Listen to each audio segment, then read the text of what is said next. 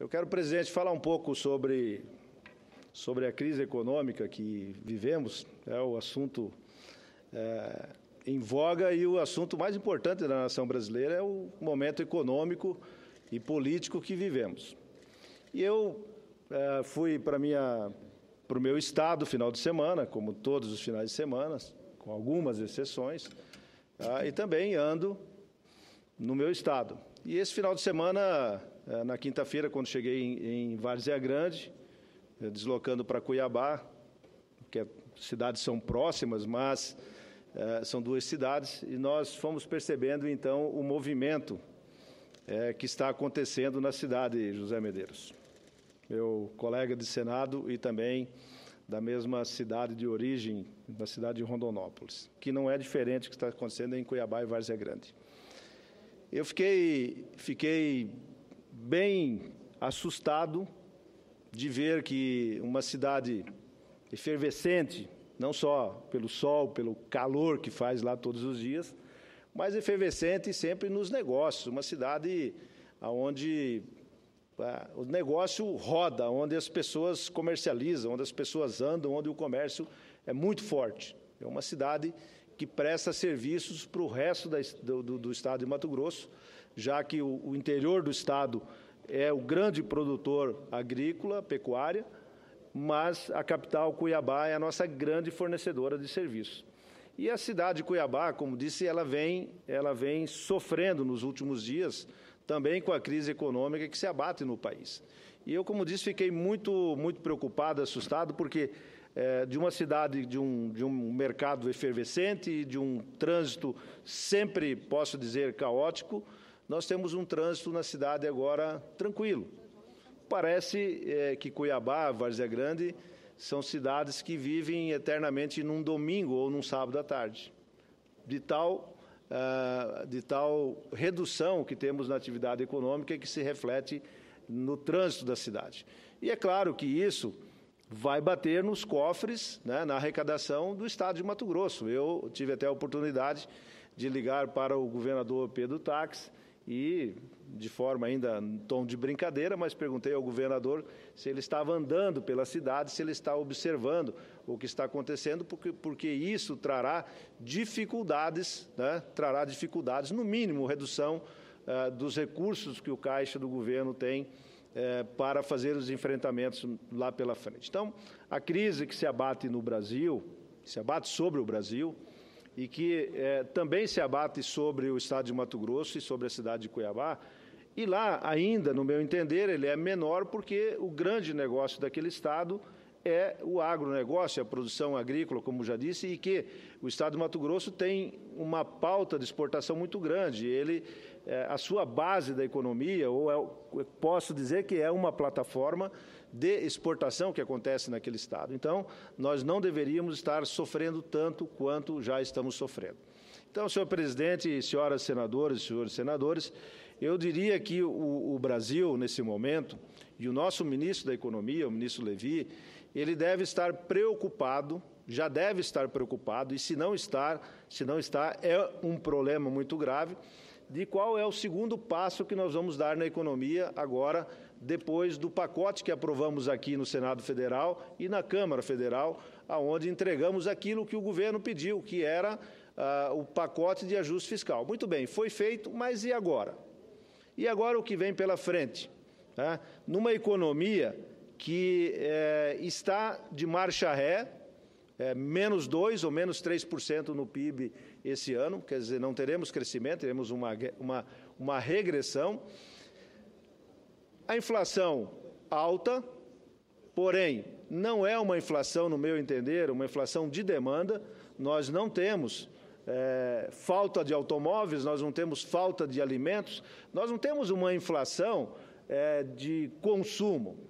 Nós temos uma inflação, esse período, de 9,5%, 9,24%, coisa parecida que vai ser esse ano, mas é uma inflação provocada pelo reajuste dos preços controlados que o governo deixou de tomar as providências necessárias no momento correto, há 2, 3, 5 anos atrás, e agora teve que fazer um reajuste de uma vez só. Então, sim, nós temos uma inflação. E aí o Banco Central, para combater a inflação, que, repito, não é uma inflação de demanda, mas é uma inflação de preços controlados, sobe o juro de tal maneira que o consumo acaba, o consumo diminui, o comércio diminui, as pessoas perdem a oportunidade e a vontade de fazer investimentos, as pessoas se retraem porque temos inflação. Então, além da inflação, temos os juros altos. Então, eu não vejo, sinceramente, como o governo vai combater, nesse momento, a inflação com juros altos que se propõe e, ao mesmo tempo, achar que a economia voltará a crescer por si só, como se nada tivesse acontecido no dia de ontem. Não é assim, senhor presidente. Se o governo, e aí é governo, somos nós no Senado, a Câmara, a sociedade, todos nós estamos envolvidos nesse problema. Como o país é como se fosse um automóvel, como se fosse um barco, como se fosse um avião, estamos todos dentro, e se isso acontecer bem, a viagem foi bem, todos nós vamos juntos. Mas se essa viagem não terminar bem, todos nós sairemos feridos dessa viagem. Então, no meu entendimento, o governo precisa retomar as rédeas da economia. O ministro Levi precisa entender, ele precisa admitir, ele precisa fazer uma reflexão, ele precisa ter um plano B da saída da nossa economia. Porque logo aqui na frente, logo daqui a 30 dias, sei lá, 90 dias, no máximo 6 meses, final do ano, o Brasil não terá o grau de investimento que nós temos hoje. Para mim, isso é favas contadas, isso vai acontecer, porque a economia está mal. A arrecadação do Estado está caindo, porque a economia não reage. Muito bem, isso gera déficit. Se nós tínhamos uma proposta de um superávit de 1,2, 1,3, lá atrás, que votamos e achávamos que isso seria possível ser feito, e agora não é, e o governo já admite de ser 0,12, 0,14, mas no meu entendimento, e dos economistas, ou do que a gente lê e percebe, é de que esse superávit já não existe mais.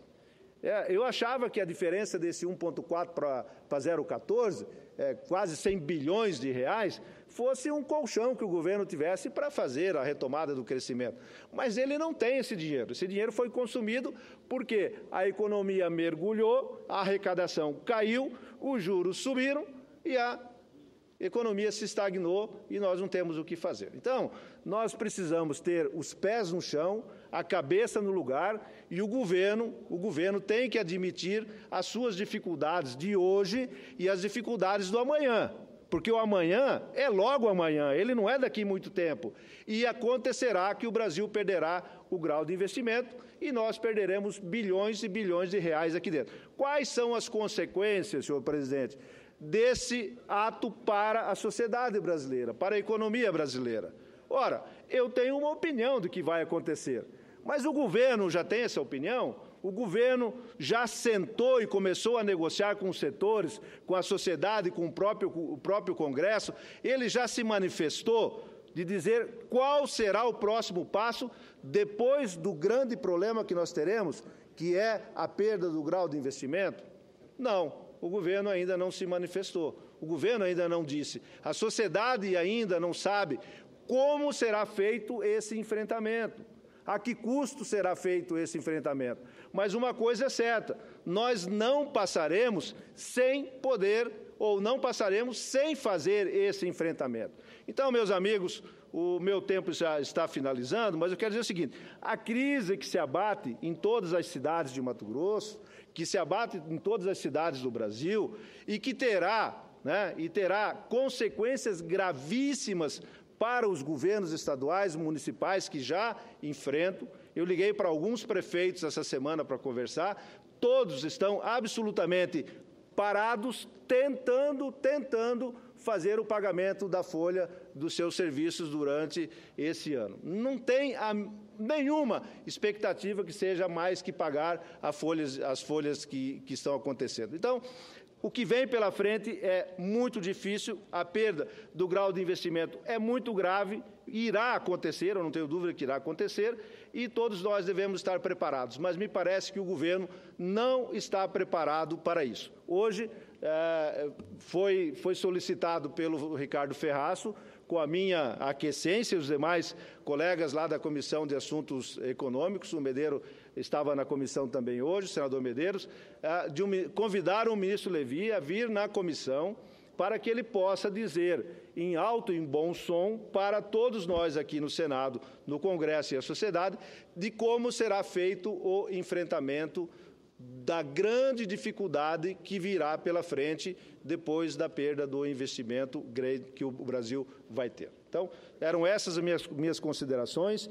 Eu me preocupo com o que passou, mas estou muito mais preocupado já com o que vem pela frente e, infelizmente, vejo a inércia e não vejo a atitude que o governo tem. Saudar aqui o gesto da presidenta de essa semana dizer que vai diminuir os seus ministérios, coisa que todos nós aqui, acho que individualmente cada um dos senadores já pediu, já solicitou, criticou, está vindo. E pode-se dizer, não tem grandes economias. Não tem grandes economias, mas tem um gesto. Tem um gesto e uma atitude simbólica. E é isso que a população brasileira precisa ser momento. Precisa de gestos, precisa de posições e sinalizar como as coisas vão acontecer para o futuro. Então, eu quero finalizar meu discurso, dizer da minha preocupação, mas também dizer que estarei aqui firme e forte para discutir o futuro do Brasil. Afinal de contas, essa é a nossa responsabilidade nessa casa. Muito obrigado, senhor presidente.